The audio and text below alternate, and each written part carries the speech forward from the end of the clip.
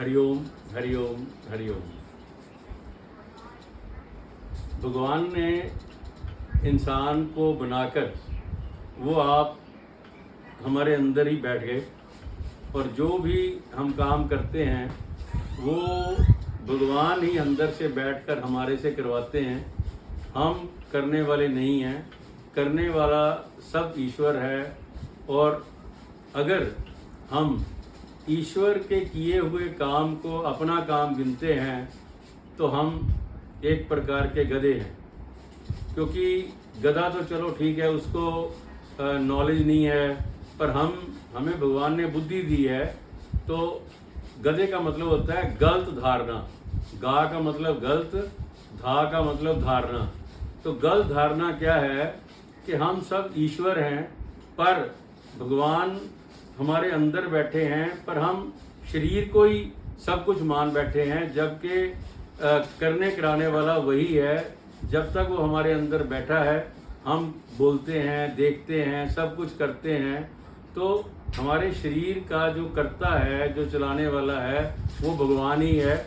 और हमें उस पर विश्वास रखना चाहिए और हमेशा यही कहना चाहिए कि जो भी मैं कर रहा हूँ मैं नहीं कर रहा, मेरे से मेरा ईश्वर करवा रहा है।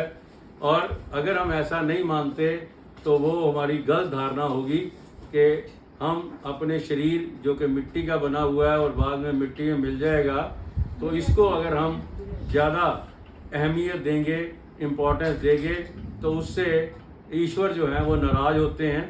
तो इसका पहले भी हमने पिछले एपिसोड में जिक्र किया था कि जब मैं था तब हरि नाही, अब हरि है अब मैं नाही। कि जब हम भगवान को अपने अंदर गिनते हैं तो हम अपने आप को ख़त्म, मतलब अपने आप को बिल्कुल ज़ीरो मानते हैं। और जब हम अपने आप को मानते हैं तो भगवान हमें छोड़ देते हैं, वो कहते हैं चल अपने आप कर, फिर वो अपने स्लीपिंग मोड में चले जाते हैं। तो एक बात, आईएएस थे और आईएएस की जो है वो समाज में बहुत ज़्यादा वैल्यू है। तो कुछ आईएएस तो काफ़ी निर्माणता से रहते हैं और सब कुछ ईश्वर का दिया ही मानते हैं, पर कुछ लोग इस शरीर को ही आईएएस मानकर उसमें मगन हो जाते हैं और उसका अहंकार करते हैं। तो वो हमें नहीं करना चाहिए, क्योंकि आईएएस आईपीएस बनाने वाला भी वही है और शरीर उसमें कुछ नहीं है। जो भी होता है वो ईश्वर की कृपा से ही होता है। तो आज हम एक आईएएस की कहानी के बारे में ये समझेंगे। एक बार आईएएस था तो जब वो लगा, शुरू में बहुत लोग उसके घर आते थे, गिफ्ट लाते थे दिवाली पे और जितने भी फेस्टिवल होते थे तो उनका घर भर जाता था ड्राई फ्रूट से और चीज़ों से। इतने गिफ्ट आते थे कि वो अपने नौकरों में बांटते थे, फिर भी ख़त्म नहीं होते थे और उनके हमेशा ही कुछ ना कुछ गिफ्ट जो है वो पड़े रहते थे। बहुत ही मतलब काफ़ी अच्छी पोस्ट पे थे। तो उनको घमंड हो गया कि ये शायद मेरी में कोई काबिलियत है, और ये भूल गए कि ये सब कुछ जब तक उनके अंदर भगवान बैठे हैं वही करवा रहे थे। तो जब वो रिटायर हो गए तो उनके घर कोई भी नहीं आया, सारा दिन वो बैठे रहे और शाम हो गई कोई भी आया नहीं। दिवाली का दिन था तो उनकी पत्नी ने कहा चलो आज मंदिर जा आते हैं।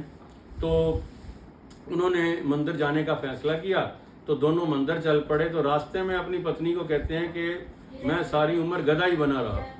तो वो कहते हैं आप ऐसा क्यों कर रहे हो, आप तो इतने बड़े आईएएस रिटायर्ड हुए हो, इतनी आपकी शोहरत थी, लोग आपको सल्यूट मारते थे, इतनी आपकी इज्जत करते थे। कहते नहीं, मैं आपको एक कहानी समझाता हूँ, फिर आपको समझ आ जाएगा कि मैं अपने आप को गधा क्यों कह रहा हूँ। तो वो कह रहे कि एक बार गधा था, उसका मालिक था और उसको एक बार ऑर्डर मिल गया मंदिर में मूर्तियाँ ले जाने के लिए।